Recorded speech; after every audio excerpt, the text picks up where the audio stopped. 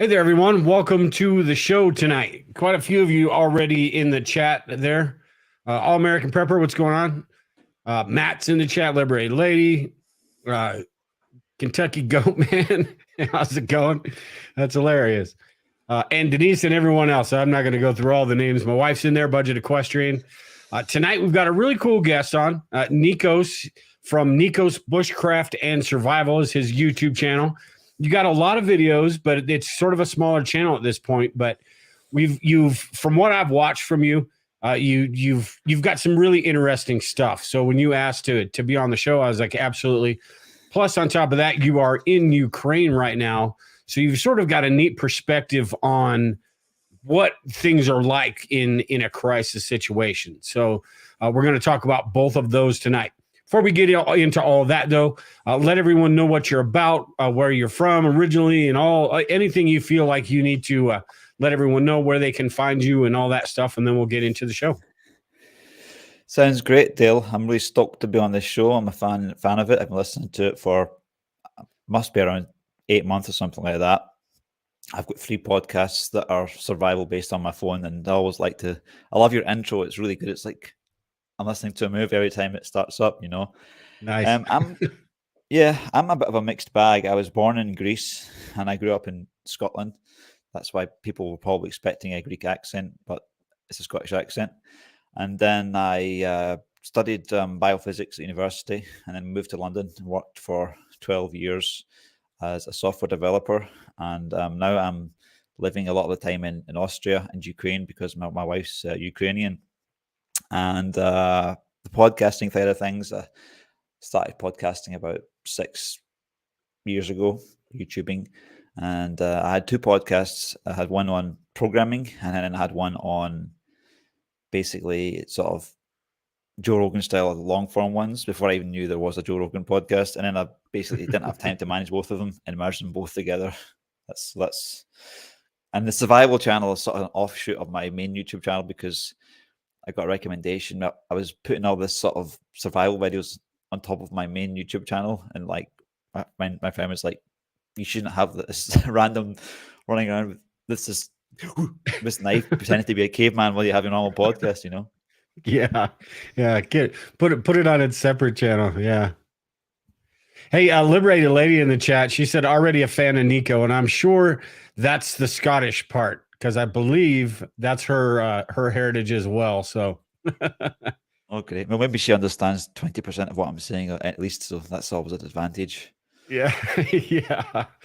But you know what? It's going to be cool though, because it's really cool to get that different perspective than inside the United States. And you've been just from what you're talking about right there, you've been all over Europe and things like that. So you've got a good idea about what the pulse is around the world, where we here in the United States sort of get what the media gives us. Unless we, like Liberated Lady, she spent some time out in Europe, so she understands a little bit too. But unless we travel, we sort of, we sort of have these preconceived notions about things, and especially with you being in Ukraine, and wanted to get your thoughts, because again, that's, you get what you get told, and that's the whole story. So should be really interesting tonight. Before we get on to all of that, though, because I do want to talk about your channel a little bit, and I do want to talk about some of your bushcraft stuff. You do quite a bit with some gear, different bug out bags and things like that. So I want to get your thoughts on maybe, different types of, wherever we go with this, different types of bags, things like that. Before we get to that, though, I want to play this video. I was just talking about the whole world travels and things like that. And I saw this video. One of the first ones I saw on your channel was a French ration pack. And I thought this was pretty interesting because it seems like it's a ration pack made for me. It's got all sorts of chocolate in there. It's got all sorts of sweets. Have you tried, other than the French one, have you tried other ones as well? Only the UK one and the MREs, the American ones. Are the UK ones and the American ones similar? I only had one of the American ones, and that was when I was living in London. But I think the American ones seemed more luxurious at the time, but the British Army ones have improved a lot because I sent one of the videos of the British rations to my former UK forces friend, and he was like, "We didn't get this good stuff when I was in the British Army." Yeah, I imagine. Let me go ahead and play. This is only like a 3-minute video, so I'm going to go ahead and just play it. But it's really interesting because, like I said, when you started going through this, I was like, it doesn't seem like an MRE. It just doesn't. Let me play it instead of babbling about it and let everybody know what I'm talking about here. I have something from the French I was in military. Scotland, by the way. Oh wait, what's that? The reason I did this in the cars and I was in Scotland, and my parents were already getting annoyed with the amount of gear that I'm bringing in, so I just did it secretly in the car. Like, fine, I'll go record in my car. All right, I'll go ahead and play this then. I have something from the French military. It's a French ration pack. Ration de combat individual recharge of something. Okay, let's see what's in it. It's a bunch of biscuits. Now, looking at this, it seems like the French have a really, sweet tooth. So it's got it in French and then it's got it in English there. A nugget bar. Energy banana. Guess it's a banana bar.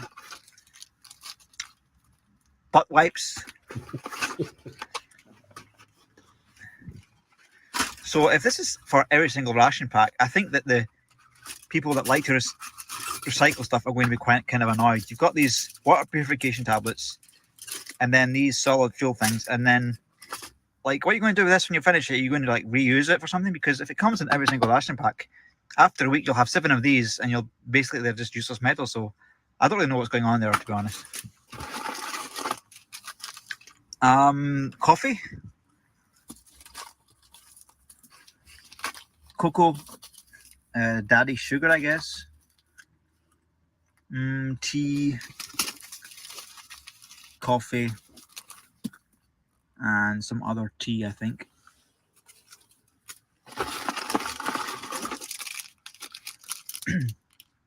Cereal nutrition bar. Chocolate muesli. This is £20, so I think it's a bit more expensive than the British ones and less food. Tin of caviar. Maybe just sardines. Isotonic drink. No, that's just soup, actually.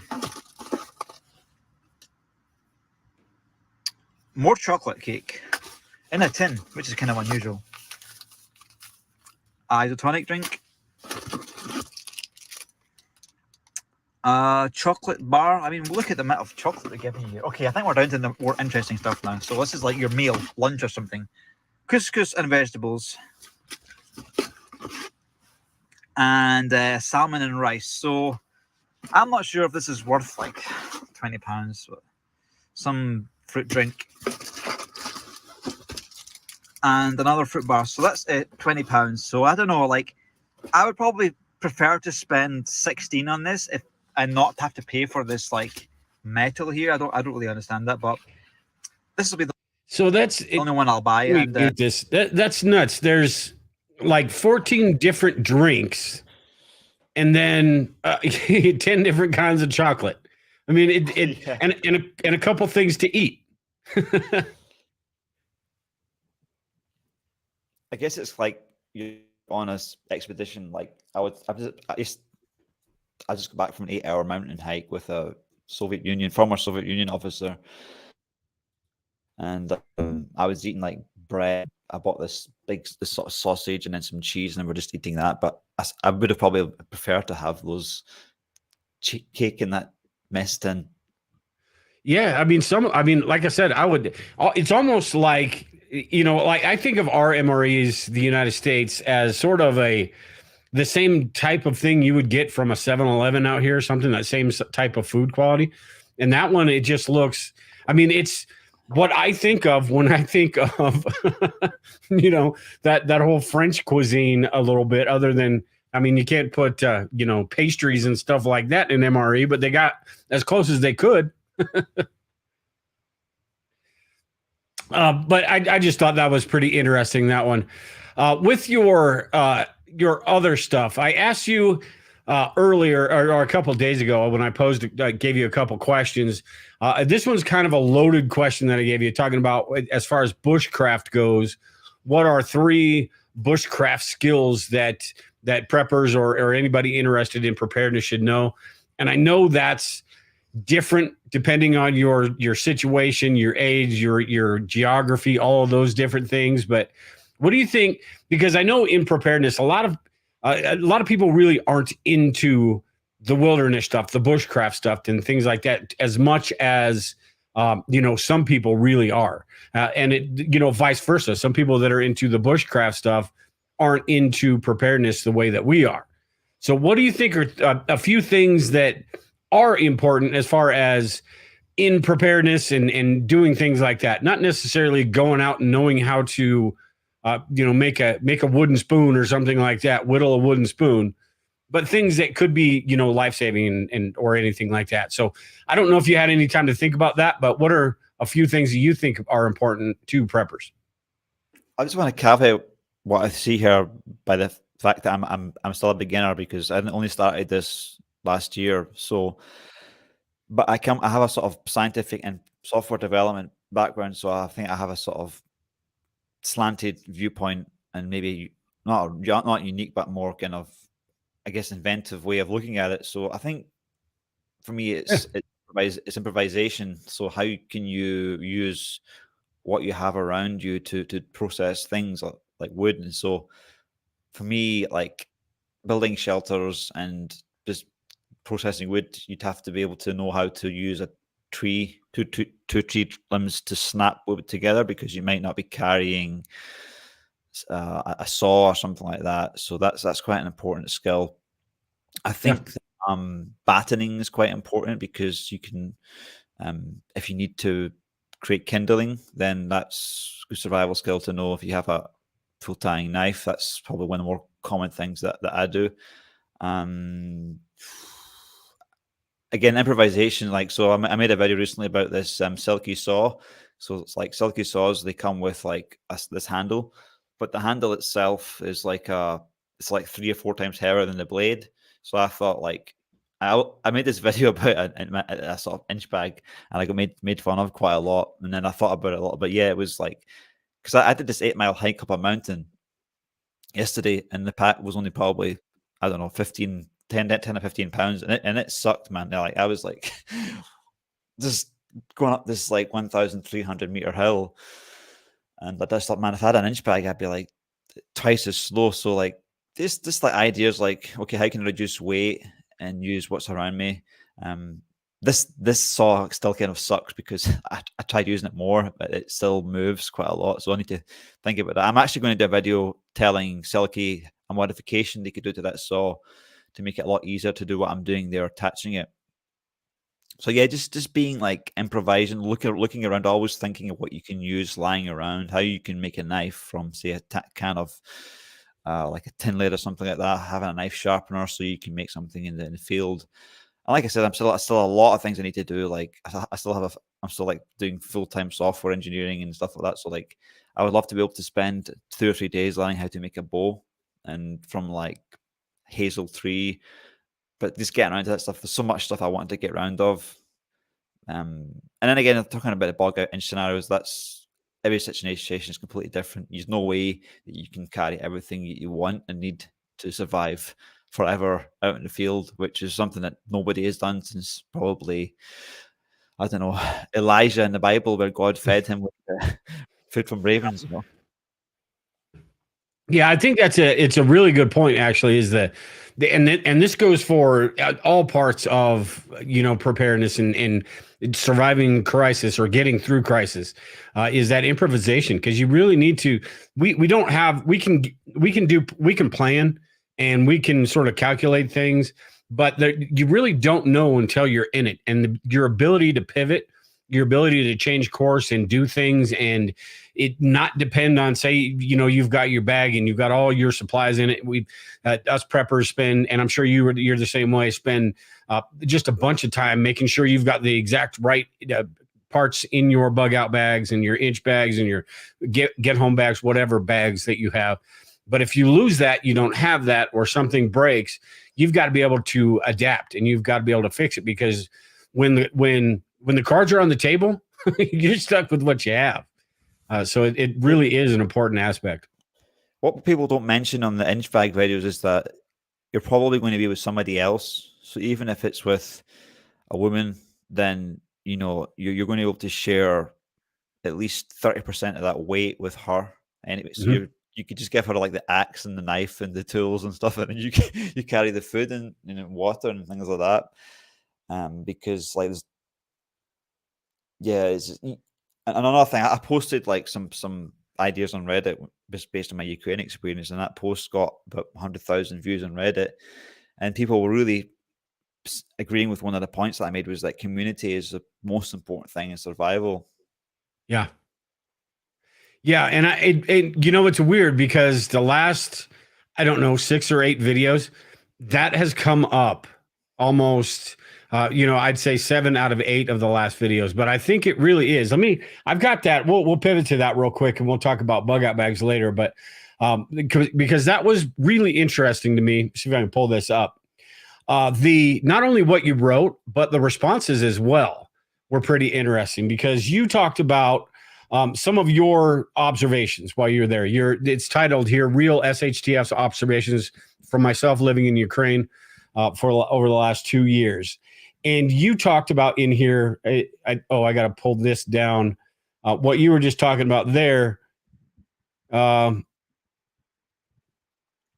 Somewhere in here, you talked about how everyone has to, I think this whole thing was sort of about that, where everyone basically helps each other out, pulls together.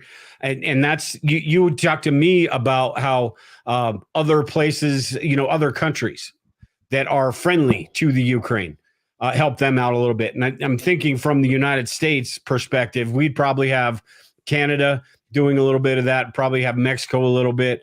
But a lot of it is that local stuff, right? Is that what you were alluding to in this, the I guess the neighborhoods, that sort of community? Well, Ukraine has been friendly to Poland, Romania, Slovakia. And so when you have this Russian invasion, a lot of those refugees were not prepared. No one expected Russia to invade, hardly anybody here. So like there was a lot of less prepping than what you'd imagine if, say, I don't know, Mexico was amassing next to the border of America. I guess the people in America would be more like prepared, I guess. But then again, it's a different situation, right? Because Mexico's not like Russia. Yeah. So, well, you had millions and millions of refugees, and the roads got clogged up pretty quick. Even within the west side, the borders clogged up within 48 hours, and they're talking 24-hour waits at least. And then those countries are still letting people in en masse. So a lot of people had an exit. So if there was like the sea on the west side of Ukraine, then you would have a different situation. You'd have people fighting over food in a sense.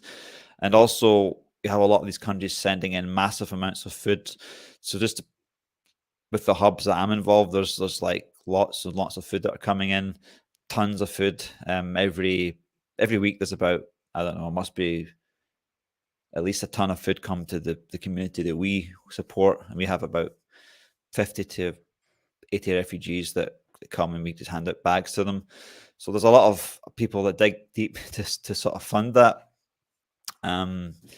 So, but then again, speaking in a sort of fractal lower level, then if you have a SHTF scenario happen to you, then if you're friendly with your neighbors and they have, homesteads, then you could start sharing some food from them. That's pretty much what I mean there. Yeah. Now, people in Ukraine, as far as like they're farming and being self-sufficient and doing things like that, is it something that they sort of were accustomed to before, because there's been stuff going on in Ukraine for decades. A lot of people don't know that even before the whole Russia thing happened, there was the Civil War stuff, and I mean, just so much going on there. A lot of people that listen to this channel probably know, but most people don't really know that Ukraine has been not a not a happy place for most of the time for a while. So as far as the self-sufficiency aspect, the gardening, the growing their own food, the working, the bartering type stuff, is that more of is it less of a shock, I suppose, for them because they're used to it, or is it something that they've had to sort of get accustomed to? Sorry, Or both? I had to switch mic, so sorry about the sound quality. Oh, that's okay. That's okay. Yeah, can you hear me okay? Yeah, yeah. Well, in general, life in Ukraine is hard because, like, you imagine having a salary that's, say, 7 or 8 times less than what the West is, and then with inflation, you have the food going up like 200 to 300%. So, a lot of people are making do of lower life quality right now. So instead of buying like fancy food and packages, you're basically buying a lot of buckwheat and a lot of just local produce. In a sense, that's a good thing because you're having less plastic and less processed, and a lot of things that you're paying for. All those ingredients, like 20, 30 ingredients in the packets. That's where the money's, the expenses going to. So you basically have to cut down a lot. So it is a more difficult place to sort of grow up and live. But then again, you have a much stronger sense of community. So people are sort of used to sort of bartering a little bit and doing odd jobs here and there, and having to make do with more with what they have. So when you do have an SHTF scenario, then there's more sort of backbone, there's more community that you can fall back to. Yeah. That's what I've kind of experienced. But it is Ukrainians sort of develop a really, really good sense of humor. I think they're the funniest people in the world. I was sitting at the church the other day, and I'm basically talking to some guys, and I'm saying, yeah, Ukrainians will laugh really hard and cry immediately after they laugh. Yeah, that's crazy. I guess you'd have to. I mean, what do you do, right? I mean, it's horrible what's going on and all that, but it's yeah, I don't know. I think I would probably be the same way. Either that, or you go bonkers and you go out of your mind, right? I mean, you gotta maintain your sanity somehow. I think it's interesting though because, like, if the United States were in that situation, I mean, it sounds ridiculous, but say Canada, like you're talking about, Canada amasses on our border, or maybe Canada and Mexico form this alliance, and they're sick of the United States, and it would be that situation where a lot of people here in the United States are so uh, just used to. I don't want to. I mean, I guess it is kind of entitled, kind of spoiled. Used to a certain lifestyle, whereas in Ukraine, it's less of a fall or less of a drop off, I suppose. To in it, and it still is. I'm not saying it's nothing, but it would be harder for people to grasp that in the United States, maybe even in the UK, really developed countries that have had it easy. France had it easy for a long time. It'd be really hard for people to grasp a situation like that. But at the same time, I think people are pretty resilient, and you'd fall in line. A lot of people would fall in line pretty quick and just understand that, hey, this is the way it is now.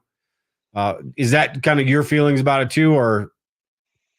Well, the fall from the sort of normal lifestyle when the mass invasion happened, because really the war started in 2014. According to people's perspective here, we'll correct you pretty quickly on that.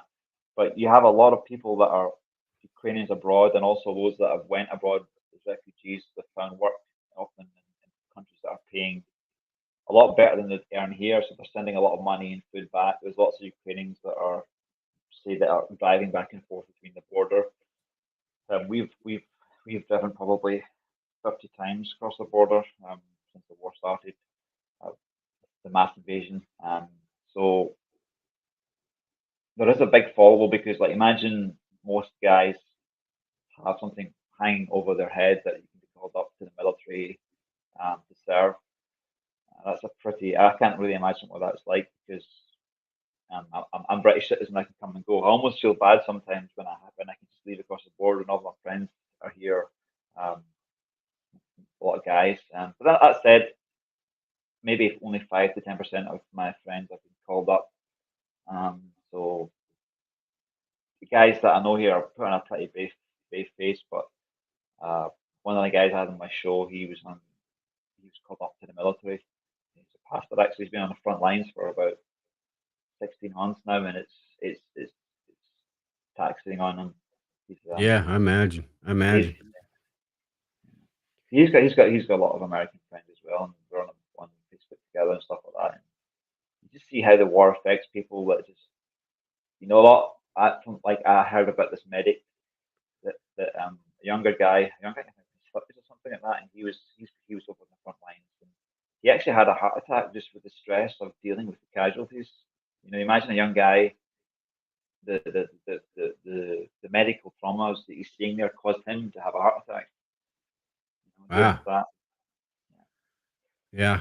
So how close or to? I mean, I know things are going on all over the place out there. How separated are you from all of that? Is it, you see and hear stories, people coming into you, or? Well, we have a lot of. I mean, most of the soldiers are on the front lines. Sometimes you'll see them back here. I remember one soldier guy who had a jeep, and his jeep has some shrapnel. So the windows have like lamination on it. So he had like holes that size with shrapnel in it, and he had like shrapnel in the bumper, and I pull that out, and it's like this metal stuff, and he was just there getting his car fixed, and his girlfriend was there, and a lot of these soldiers are seen walking around in their uniform. They'll have like a girlfriend or wife with them because then they'll be going to the front lines a week later, So I actually gave the guy my poncho. I just felt like, and it's a tiny gesture, but I just like he needs this thing more than me. This soldier going off to the front line. Yeah. Are there people? I imagine that, like, that there are some people that just can't move out of the way, right? Like if they are where they are, and if things are happening around them, that's, I mean, I guess they'd wait until they absolutely had to. Or have you heard stories about that or seen anything like that where people are just like, I waited as long as I could and I had to get out, and then maybe wait for things to calm down and then go back home? Or are there people living that close to it that really don't have a choice? I'm sure there are. Well, the situation is continuing evolving. Like when Russia invaded on I think it's 24th of February, there was already people that were moving to the west. I mean, where we lived in the west, a lot of the properties and rentals were full because people were worried because Russia was amassing the vehicles in the borders. But when Russia took Hostomel Airport and they sent that big column down from Belarus and north of Ukraine, they just there weren't. I don't know, the roads got clogged up really quickly because people weren't ready for it, and people were like really worried because it's a big unknown situation. Like what would have happened to people in like if Russia had taken the whole of Kiev, surrounded it, there's an unknown situation. You might never be able to get out again, like the Soviet Union. Like maybe they built a wall, and we saw what happened in places like Bucha and stuff like that. There's those massacres that happened. So, but I don't think those were really apparent until maybe 2 to 3 days afterwards when people went back in there. It was the Ukraine army managed to sort of regain some ground. But that was really scary because there was a lot of unknowns and a lot of people that didn't like Zelensky. Like I was talking to quite a influential Ukrainian business guy on the plane flying back from Austria. He had to do some surgery. For whatever reason, he wasn't living in Ukraine, but he didn't like Zelensky. He didn't like, I guess, where money were going or whatever. Like he had his own reasons. But when Zelensky decided to stay in Ukraine when Russia was everything was unknown, he changed his opinion about Zelensky then. Yeah, yeah. It's just it's really interesting to me these real life stories. That's why I'm kind of asking this stuff. I had Selko on my podcast a long time ago, and I don't know if you know who Selko is, but he was in the Balkan Wars in I think the 90s is when that was. And he was talking about how when his city was under siege, the things that they went through. And it's something that we sort of fantasize about as preppers that, all over the world. I mean, preppers are mostly here in America, but I've got some listeners that are in the UK and Australia and things like that. And it's something we try to think about. I don't know necessarily if fantasize about is the right word for it, but it's something we think about all the time when we think about different situations, but you really don't know until you hear about situations like this and you see what people actually did, what people actually go through. We have this, back to the community thing. We have this idea of I've got all my stuff. I'm just going to hunker down and,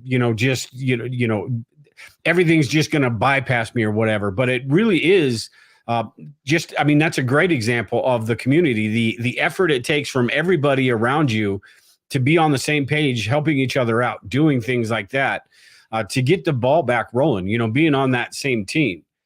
It's just really interesting to me to get those stories. Have you heard anything about people taking advantage? Because we talk about that all the time in some sort of SHTF situation, disaster scenario. And this is something Selko talked about as well. He had the warlord type guys that would basically with the food and things like that, they would grab some of that up and just charge exorbitant prices for it, for the average person that just needed food. Have you heard anything something like that, or is that more of a situation like he was in, where it was like a siege and really restricted? We're so busy with what we're doing that we just we just have like the food that comes in and we hand it out. We store some. In the early days, we were getting a lot of generators, so these generators were shipped all parts of Ukraine. It's quite when Kiev was first invaded, there was places without power for like days and days and days. So we had one generator go out there, and then it's like you can imagine these sort of Soviet Union flats, and then it's like no power, and you have one generator, and you have people all gathering around doing stuff, charging their phones and stuff like that. But we haven't had anything in our.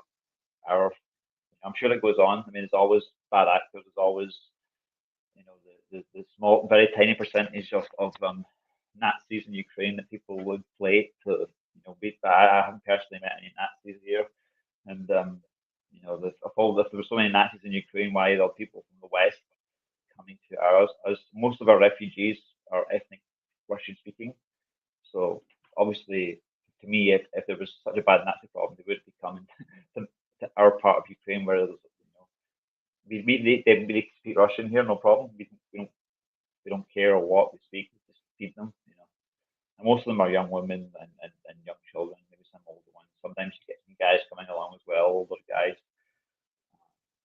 Yeah, it's a complicated situation out there. I mean, it's easy. It's real easy to take one side or the other, but it's a whole lot more complicated than that. The whole Nazi thing, you would think with the media that the United States is 80% Nazis, Ukraine is 80% Nazis, and I mean it's ridiculous how they hype all that crap up. But yeah, it's a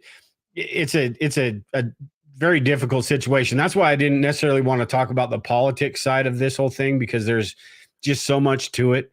It's horrible. I think it all boils down to it's horrible for the people that have to deal with this stuff. You've got these big wigs, these power brokers that basically, and this is not just Ukraine, not United. This is all of the countries. You've got these big wigs that just use people as pawns throughout history. It's been the same way. People are irrelevant on their little chessboard. We need to be swept off until we matter again. And that's the same situation that's going on out there, and the same situation that, if something like that happened here or anywhere you live. it would be the same type of thing. I've got good friends in America that are on both sides of the thought process. Some absolutely hate Zelensky. They think Ukraine's completely corrupt. There's child trafficking going on. All the money's being siphoned off, stuff like that. I'm sure there's parts of that that are true. But so many people, I mean, I think it was somebody on Candace Owens or something like that, just saying "F Ukraine," like people just they'll have this sort of really emotional reaction to Ukraine, and I'll say to them, well, the best way to find out is to actually come to Ukraine, spend some money. No, I'll just sit here and on my keyboard and having a strong opinion. That's all you will have unless you come here and spend time with the people. And a lot of the, for me, the Ukraine is quite a conservative country. There's quite a lot of family values here, so I don't understand why a lot of this. It seems like some of the more conservative right wing are against Ukraine, but Ukraine is a more conservative country than America. Yeah.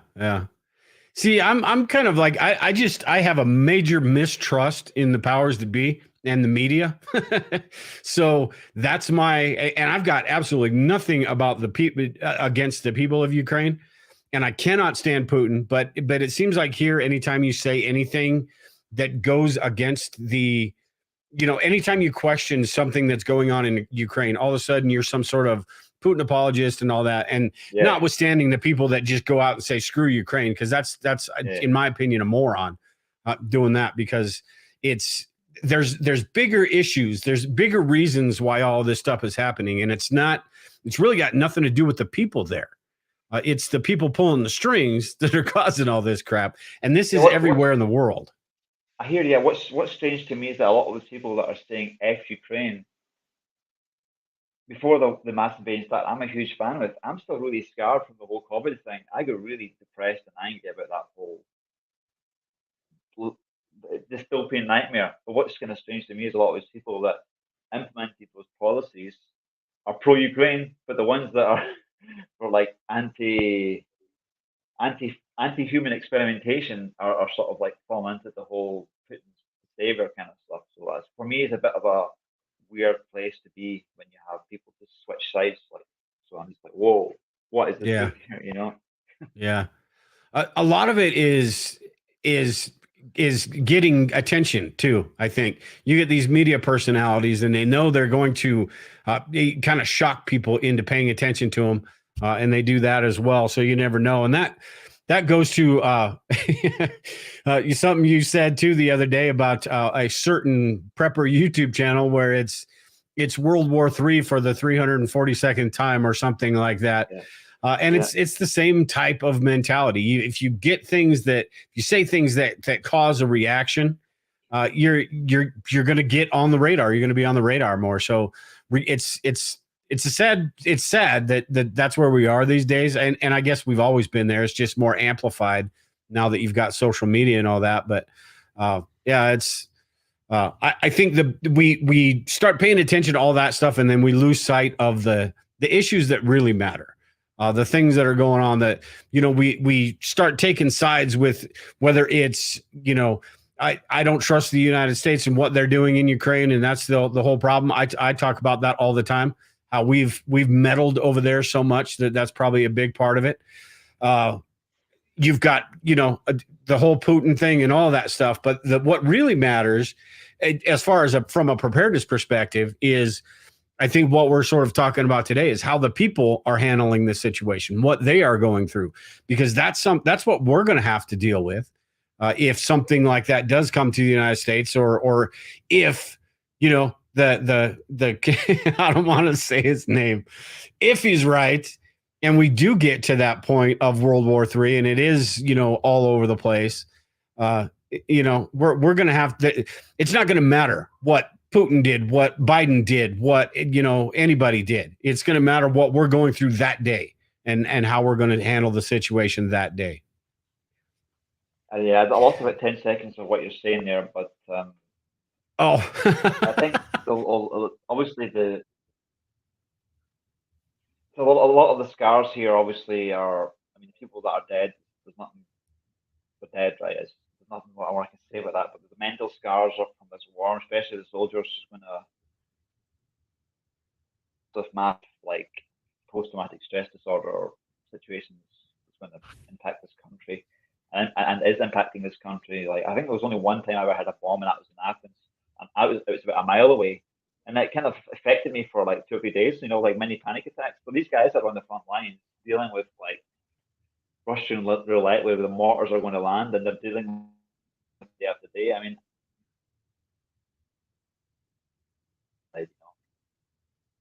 you just see soldiers, people on front line, they change mentally pretty quickly after being there a few months. Yeah. Yeah. I guess it's the same. I guess every country has a conflict. Yeah. I caught about half of what you were saying there too. I think your internet a little bit weird, but yeah, how you brought up the something really, really important. I think that a lot of people don't think about too. And that's the mental fatigue that you would go through in any sort of crisis situation where you are going through things where you do have loss of life. You do have, your lifestyle is completely changed. You do have those things that you need to think about, not only yourself, but the people around you too, how you handle those people and how you handle all of that. It is, you can either make a situation better or make a situation worse, depending on what it is. And sometimes you just won't have a choice. I mean, that is something that, we think about the gear, we think about the supplies, we think about what we're going to, what we're going to eat, what we're going to drink, and things like that. But we don't think about that mental toll quite a bit that, could play a huge factor in, depending on what the situation is, that the PTSD, the trauma, all of those things. I think sometimes medical problems are worse than physical problems. I mean, I don't know of any physical problems that affect me, majorly, but I'm still mentally messed up from the whole lockdown scenarios. I'm really angry and bitter about what the government did to us. It was horrible in Austria. At some point, they were threatening to fine people who weren't vaccinated. I got kicked off my main LinkedIn account, the post that I was posting back in the day. I'm just so angry with the people behind all that stuff. There were a lot of us out there, and thank God, because that whole situation, I know this kind of gets off topic, but that's, again, you're talking about SHTF scenarios, that could be something that they try to pull again, but that was like a concerted effort globally to just, just completely lock people up, shut everything down. And it really did no good, absolutely no good at all. I mean, I'm sure there's little things that it helped solve, but that was, it was frustrating, but it was also watching them just so brazenly just do what they did, and with just contempt. That was, it was very frustrating. I guess I can understand a lot of the people why they don't trust what's going on with like the aid to Ukraine. They see this government that lock them up and try to force them with inject some. I have to be careful what I say because I got my first YouTube strike on one of my videos. Like, and the WHO information posted underneath that video for a while, and I can understand people won't trust anything that comes out of the government's mouth, but in a sense, at the moment we have, it's like having a chronic, flu versus having a cancer. If you imagine the cancer being this Russian invasion, so at the moment I can focus on the cancer versus this virus that's been annoying me, and that's what I can see. Then I'll go back to like mistrusting the government. Yeah. Well, I tell you what, it's pretty hard because there's so many, and it seems like it's more and more so recently. It's at least here in the United States. I know, and I've paid a little bit of attention to some of the global stuff, more so like the UK, Australia, places that speak the same language as me, because I can, understand what they're talking about and all that. But I've seen in Paris, in Australia, they've had protests and things like that. So it's good to see people standing up and saying enough of this crap, but it's really hard to trust anything any of these yahoos say anymore, because they're sort of doing their own thing, and they're playing by their own rules, and they could really care less. It's not about us thriving anymore. It's about us being a piece of their puzzle, right? We're part of their machine. We're the oil in their machine. We're necessary for their machine to run, but it's something they just want under the hood. They don't want to see it. They don't want to hear about it. And just be quiet, get your shot, and more and more so these days. It seems like it's just picking up. That back in in history, when you're thinking about France and Marie Antoinette let them eat cake, and where the kings and queens would basically just treat everyone like dirt, and we sort of got away from that, and now it seems like we're moving back to that sort of system again, where it's just like, we're better than you. We're going to tell you what to do, and you're going to do it. Otherwise, we're going to lock you in your house. We're going to arrest you. We're going to fine you. We're going to make your life unbearable. Yeah, interesting comment from Brandon. What I learned during lockdowns is that people and citizens are just as unreliable as the government. No one coming, save yourself. And I found that true in Austria. Like, I work remotely, so I go to the local McDonald's quite a lot. And as soon as like the lockdowns came in, because I was unvaccinated, the staff there, just like, you can't come here and you get to go and all this stuff. And I was saying, like, well, I'm at, me, I come here. And then as soon as like this whole lockdowns was lifted, I can just go there and just drink like normal. Like, this person was basically like a Nazi to me. And then as soon as the lockdowns lifted, she's told, oh yeah, he did unvaccinated can come drink here, and we just go on as normal. Hey, how's it going? Yeah. How you doing? Yeah.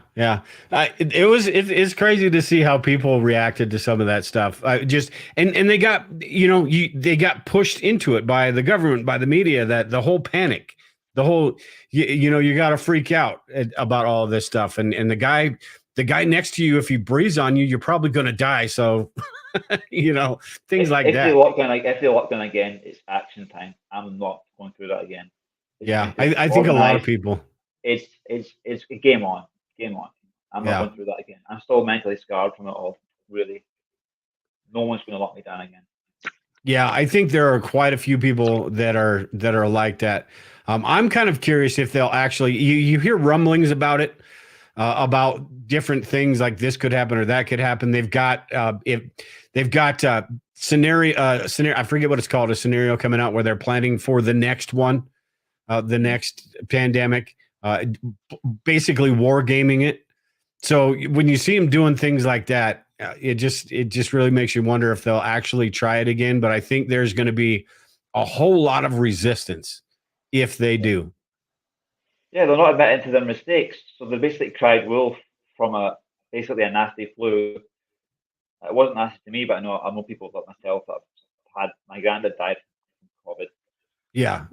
But it's like crying wolf. So there's no one's admitting the mistakes. There's no, there's not much. We still have to pay our taxes even if your business got wrecked. There's no like, oh, we'll forgive you from this. You just have to work it off. And I agree with a lot of Elon Musk's statements that the government's basically have a monopoly on violence and they're inefficient with the tax usage. So, like what we see here in Ukraine is people that need the aid the most. We can get the food to them. We have large kitchens so we can cook for them in bulk. And so, like, if they don't have time to cook or they're old and lonely, then we can allocate this food. Food that is a resource or money. You can think of it that way, very efficiently. And a lot of people that have they have problems with their plumbing or like something's broken in their car, we can sort of pull the resources together instead of them paying thousands of euros like they do in Austria to have some car fixed, something like that. The sort of efficiency of scales when the people can run their own resources, and I believe government and you should support the government pay taxes. But big government is like, our big government shut down the churches. So like, at some point you have to say what does your worldview dictate, what's right and what's wrong. The government can't shut your churches down. Yeah. It seems like to me, and you've got more experience out there in the European thing, but So I'm curious to get your thoughts on this, but it seems to me like, and I don't know if the World Economic Forum is a big deal out there, like it is to me, but or their sway out there. It seems like Europe is sort of almost a proving ground for some of these new ideas, the new governments, the new policies. Whereas in America, it's a little tougher to get those things through because of our Constitution and things like that. But it's have you seen? Does it seem that way to you, or am I just? Do I have this American idea? As I'm looking out through that stuff, is it? Have you seen stuff going that way, where it's that totalitarianism type thing, where governments, the UN's getting stronger, and the world government, things like that? I know I'm getting a little bit conspiratorial here, but yeah, well, the whether it's the dodgy people will find a way to be dodgy, whether it's through the WF or whatever. The WF is like an oil system that allows lots of rich people to get together and decide our futures. But WF doesn't seem so controlling as you might think. Like I don't see like their policies. They're more like a think tank. They don't have actually real power. If there wasn't the WF, it'd be something else. Bilderbergs or whatever. WF is just more polished, and if you have €50,000, I suppose. Yeah. My thing with them is the way they infect governments. It's not necessarily them. Like, I don't think that the World Economic Forum is going to take over the world, but I think the way that they sort of get their tentacles and put their ideas through and get things done, or interject themselves in some of these things, that's what sort of concerns me about them. But governments are never going to give up their power to the World Economic Forum. That's not going to happen. Yeah, I mean, I think like China gives lip service to the WF, but I don't think they have much sway on what China does. Other big countries. Yeah. I had one more question for you, and I cannot remember what the heck it was. If anybody in the chat has got any comments or anything for Nikos, let me know before we get out of here. I did forget to mention in the beginning, make sure I've got the link to his channel below this video.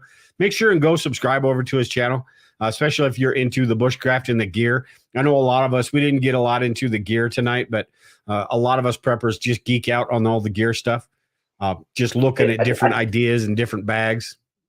I see him at All American Prepper in there. I loved your show last week. I'm a big fan of yours, so thanks for joining the podcast.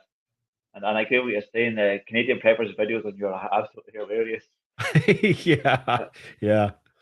All American Prepper. He's a character, man. I forgot to tell him last week that you had mentioned that you enjoy his shows. Lisa loves him too. My wife. I'll get on, and he's just that's what it's kind of about. I mean, life is, you got to be ready for some of this stuff, and you've got to deal with a lot of these disasters and everything, but you still gotta live too, and you got to have fun with it, and you got to do what you can. And if you can help other people out, I think that makes you feel a little bit better. If you can laugh and joke about things, it makes you feel better, a little less stressed. But yeah, I mean, that's kind of what it's all about. So Brandon said, no questions. It was a great episode. A meeting of the minds. Thanks. All American Prepper said, thanks, buddy. You want to shock your audience. I don't know what sort of audience you have, but you get All American Prepper on your show. You get your accent and his accent. That'd be fantastic. We'd get on like a house on fire, man, really. Yeah. That'd be great. At any rate, yeah, make sure go over and subscribe to Nico's channel. I'd love to have you back on in the future. Or if you're doing a podcast episode, want me to jump on with you, we could do that. I don't know that. I mean, I've got some internet experience and stuff. I don't know that I would be, as far as programming and all that. I don't know, but if you're ever looking for a guest, let me know. That's why I reached out to you. I invited you on my show, but you invited me on your show. Oh, did you? Yeah. Oh, I guess I need to read my emails then, huh? Oh, yeah. Well, that's hilarious. But yes, at any rate, I'd love to be on your show. Yeah. I'm going to have to go back and read those emails now, and then I'm going to feel like a fool. I just want to mention one piece of advice. Like, if no matter where you're at, I recommend you get in a community hub where you can pool resources, meet together often, if not daily. I mean, I meet my friends at this church here daily. You know, I play in the worship, I play the band every day. It's because it's a small town, I could do those things, but it's important to have a hub where you can pool resources, barter, or even just share skills. I really encourage you to do that.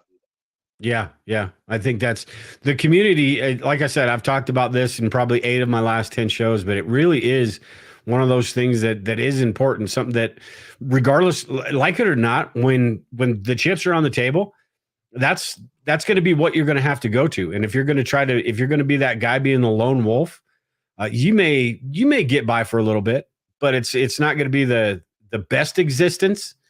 And it's not going to be the most. You're not going to have much longevity, I don't think. Yeah. So it's been a fantastic time, Dale. I really appreciate you and giving me the trust to expose your audience to my viewpoints here.